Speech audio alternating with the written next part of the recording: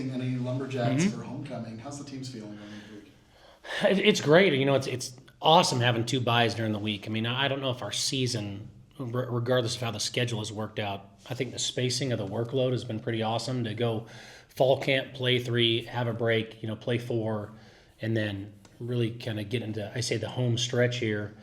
5 games in a row. We're not going to play 5 games in a row any other time during the year because we went 3, 4, and now 5. But just for guys to take a breath, we're able to spend a little bit more time on self-scout. It's hard to self-scout after 3 games, 2 of which are FBS games. But look at what you really need to work on and kind of figure out who you need to get reps to finish down the home stretch and try to get some guys healthy as we kind of get into the meat of the schedule. Cody, after the Montana State game, you had made some post-game comments that you just didn't do the things that you needed to do, even basic things. During the break, what were you working on to try and correct or eliminate? Yeah, no, I say some of those they're always things you got to work on, but it's not, catching the football. I mean, nobody practices catching the football more than we do. So looking at those, it's hard. Mentally, how are we preparing those guys, and are we asking the right guys to be in the right spots? And many of those, I mean, if you would have told me Mike Shulikov was going to drop 2 passes, I would have given you the keys to my car. I would have been like, yeah, right. But, those are things that pop up. And then the tackling, you go back and look at tape and you're trying to find out, all right, hey, where are we missing a lot of these tackles? And whether they're angle tackles or vice tackles, not getting in, quick enough. It's whether you're taking perimeter support next to your support, just making sure they're vicing and combo tackling appropriately. So those are things that you work on in individual drills, and we did a lot of stuff in tackling. Scott Thiessen, he's our teams guru, but he also went back and looked at all the tackles that we're missing and what's our tackling efficiency based on where the ball carrier's at and what they're doing. So we were able to work on that during the bye week. But just playing well. As far as throwing and catches, I mean, missing easy throws, catching easy balls, or throwing a ball right to you so you can pick it or bat it down when there are open windows on either side, or things that it's reps, it's working on guys, it's the mental aspect of making sure you're reiterating the details. And so that's the cool thing about during the bye week. You can go back and kind of re-coach everything. Like, hey, what's the timing of this throw? What's the timing of this throw? All right, how many defenders are you expecting to be in that window? Because one defender standing right in front of a guy he's not covering a guy on an in-breaking route. You just got to hit him in the first window or the second window. And we had a couple times where we had explosives off those in the games, and a couple times, one was a pick and one was batted down, and they should have been 80-yard gains. And the difference is 2 feet in either direction on the throw.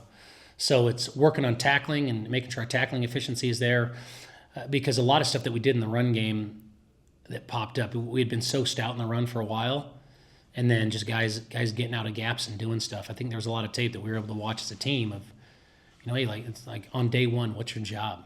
What are you supposed to do? Oh, I'm in the B gap. Okay, well, why are you not in the B gap? And so, I was trying to make a play. And that's where I just think, the moments in the big teams, so much of quality teams, it's not they have better players than everybody, but they handle those moments better and on a more consistent basis. And I know our team has that capability. We just have to continue to push and be consistent, because we were down a few guys, but I mean, physically, Montana State, very similar caliber of teams. But it's just, that resilience component, which I think comes from mental aspect. And, for our guys, we did evaluations with our guys during the bye week, so you can talk to guys about what they're doing well, what they have to work on. We're spending more time doing some unity functions of getting guys to really understand each other and trust each other. And I know that seems like maybe a foo-foo thing, but I just know that, like, the closer the guys can be with the guys playing in front of them and behind them, I think the more likely they are to really do their job and trust the guys around them to go ahead and make their play. So tackling efficiency we worked on, did some self-scout stuff on offense, did some unity functions, and then just schematic self-scout stuff. Details matter. Mm-hmm. Oh, yeah. And going back and kind of reinstalling some details too, like, hey, like, where should we line up? How deep do you got to get? I mean, it's just, there's stories about Joe Montana going in, before his final season, and he's just taking vigorous notes. And I mean, hey, you've been playing in the West Coast offense for 20 years. What are you doing? It's like, hey, man, like, you can't hammer those details enough. And sometimes you don't feel like you always have the time to do so because there's so much to cover, but you forget it. I mean, there are always more plays. It's the details that are going to win you football games. Halfway through the season, how would you compare where you are with where you thought you'd be?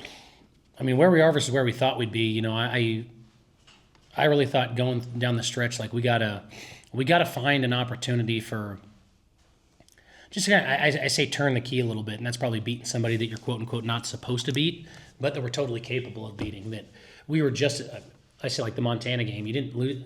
I mean, the Montana game, the reasons that you could go back to and look and say, hey, these plays lost to the game. I mean, it's elementary stuff.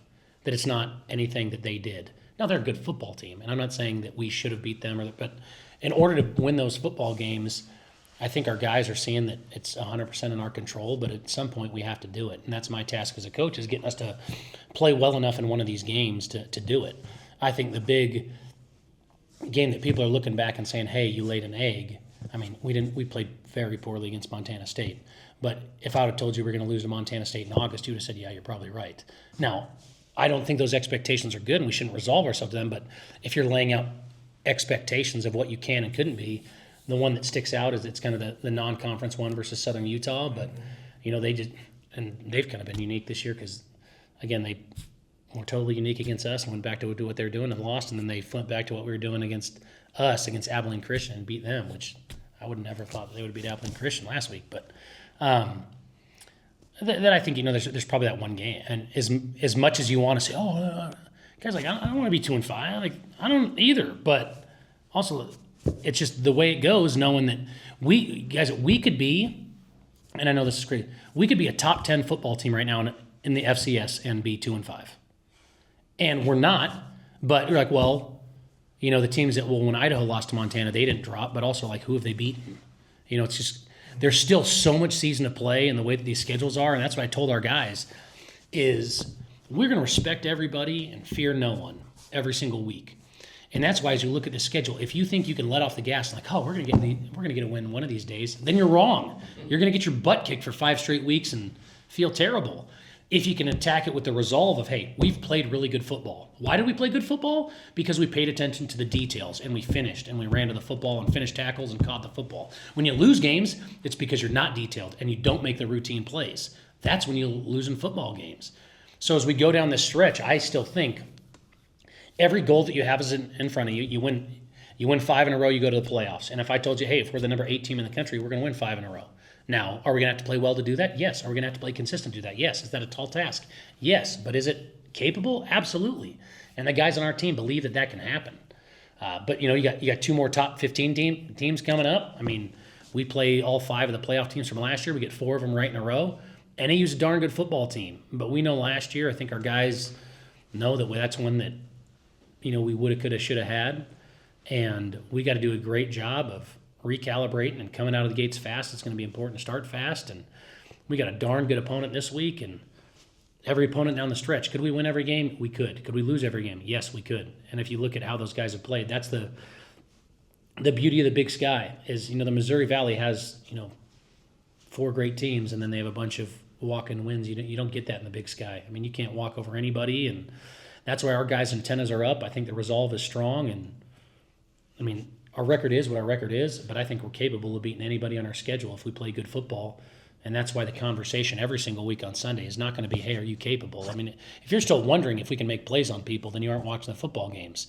But also, if you think you're going to walk in and beat anybody, you're not watching our football games, because you aren't losing because you're physically incapable. We're losing games because you're not making the routine plays that we're capable of making in those crucial moments. How's the health status of your team right now? Always better after the bye week. Getting Mason and Gabe back is big. We're still missing a couple guys that I won't really go into, and had one in practice today that it's kind of a bummer, but I mean, it's better now. I mean, just the bye week's always great there, just because even if you just practice the same way, the intensity of the game and what your body goes through on any given Saturday is tough. And so for the guys to have the opportunity to have that as a rest day, bookended by other rest days is really good. I'd say we're like anybody else in the country. Every coach is going to tell you, they're beat up. I mean, do we have guys hurt that I wish were playing? I do. Like we got 3 running backs with ACLs. Like, that's a bummer. And they were all fall on weird freak things. But but the guys we have, man, I'm glad we got Dayson. Like, I'm glad we got Carson. And Titan's ready to rock and roll.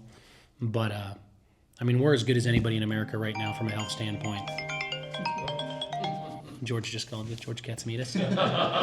Great Bengal. Yeah. Thanks, George. Cody, going into the game week with NAU, what does Coach Wright do down there that's really given him the success in these last 2 years that he's had? Well, I mean, it's not, I think it's more of it's a him thing. I mean, he's been successful everywhere he's been. I mean, coming from, I'd say Pittsburgh State, I mean, that's about as good of a program as you could have at the Division II level. I know Ferris State has won a lot, and that's kind of the big name in D2 right now, but the old Gorillas know how to play football. So he comes from a winning tradition.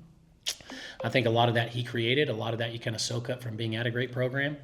But I think, number one, they're salty on defense. I mean, last year they were the best defense in the conference without a doubt. They were really, really good. Lost a couple guys to graduation on the portal, and they got some young guys who are really, really talented, but probably in a similar situation to us of like they're playing some younger guys on the back end, but they're talented, and when they start feeling themselves, they can shut people down. And even, I mean, you look at the Montana State game. I mean, Montana State didn't do anything against them with the exception of a couple fluky, explosive plays. They kind of had that punt return. They had the long run, like the throw where the guy fell down. I mean, if we threw a go ball and a guy fell down and ran 70 yards, you wouldn't be saying, wow, you really beat him up there, didn't you? Like, no, it's just I mean, it's a darn good football team. I think what he does on offense, he does a great job. Pennington's a really good quarterback. He uses his receivers a lot of different ways. They got everything. They RPO. They run their quarterback. They can get in heavy sets. They can get in light sets. I mean, he's a really bright offensive mind who's kind of created a really cool offense down there. I love watching those guys play. And on defense, I mean, they're Adam Clark, their DC, who came from Angelo State. I mean, he does a lot of stuff that's tough to handle on defense. And I think that's kind of their identity is to play really, really physical football on defense. And on offense, they're gonna dial you up. They're gonna get you in one-on-ones. They're gonna try to make you handle the run different ways, and they're either gonna run their quarterback or throw it over your head when you do it. Coach, you talk about Pennington. He's one of the more accomplished quarterbacks in the league. What does he bring to the table for NAU? I mean, number one, just a veteran presence because he's now I believe it's his third year as a starter because he started a year at Pitt State and then went to NAU. So third year in an offense, you're always going to get a veteran presence. He's gonna be a little bit more detailed. They're going to be able to put a little bit more on him. He's going to be able to get you in and out of into good plays and out of bad ones. But I think he's just kind of a complete guy where. I mean, he can throw it as well as anybody in the conference. I mean, if you just said, hey, you got to drop back, but he also does enough in the run game where you have to handle him. Is he Michael Wortham with the football? No, he's not. But he's also, I mean, he can break tackles. He's going to get you yards when you got to run. And, last year, he took a power read against Weber, 70 yards for a touchdown, just because he's fast enough. You're not going to watch him and think he's Allen Iverson, but you see that guy in the open field, you're going to start puckering up and getting worried. I mean, he can move. So I just think he's just a really good college football quarterback. I mean, and I don't mean to say it he'd probably have a shot to play professionally, just how much quarterbacks move around now. But there's nothing he can't do. And is he the best at the conference at anything, single thing? Probably competitive excellence because on third down, he's pretty darn good. In the red zone, he's pretty darn good. And I think that's what's more, are there quarterbacks with stronger arms? There are, but that's not what's going to win you football games. I mean, that dude is a winner. He's won everywhere he's been, going to the playoffs with both programs he's been at. Really good in the red zone, really good with his feet. I mean, there's nothing Pennington doesn't do well. I mean, you're not going to say, hey, let's make him throw it because then you're going to lose. You got to heat him up, but you also have to make sure that you corral him. And that's kind of the tough combination because, I know guys are worried about quarterbacks taking it off and going 70, which they can do that. But, I mean, that guy can take off and go 30 or 40 and that's a serious issue. So he's just complete. You got to be on all your P's and Q's, and you got to make sure you try to find the tendencies and what they're doing, and make sure you can play the right defense at the right time. Because sometimes you got to make sure you stop him, and sometimes you got to make sure you stop the pass while still getting pressure on him. Otherwise, he'll pick you apart. Cody, you've got two of the top special teams units coming into this game on Saturday. What do you expect out of our specialists? There you go. I know they're fired up. The whole 1 versus 2. I think they're excited to go. I think. Obviously Gabe's been punting the heck out of the football, but Northern Arizona kind of continually sets the standard there. Whether it's the dome or the altitude helping both of us, I think both those guys can whack it because they've played plenty of road games and have done it on the road too. So it's exciting to see those guys play. Field position is going to be really important. We got to be smart and trust our guys. We got to cover because they got some darn good returners too. But special teams units on both sides are definitely a strength. The punters can absolutely whack the ball. and the kickers are really consistent. So it'll be interesting to see how it plays out. You don't want to see your punter go out there, but when Gabe goes out there, he usually does good stuff. So maybe instead of, if we can't drive all the way down there, getting it to Gabe is a good alternative.